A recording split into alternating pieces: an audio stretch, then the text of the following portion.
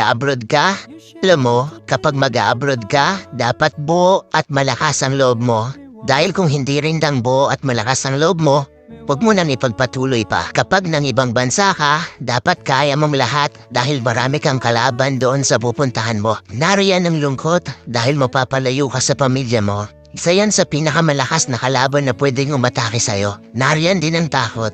Takot at pagkabalisa kung maayos ba ang lugar na mapupuntahan mo. Maaari ka ring panghinaan ng loob dahil tanging sarili mo lang ang tutulong sa'yo sa oras ng pangangailangan mo. Pwede ka ding ma-depress dahil sa sobrang daming problema na darating sa'yo at lalo na hindi mo pa kasama ang pamilya mo sa tabi mo. Pagkawala ng pag-asa na makakamit mo pa ba ang pangarap mo dahil kulang pa ang panggastos mo kaysa sa sinasahod mo.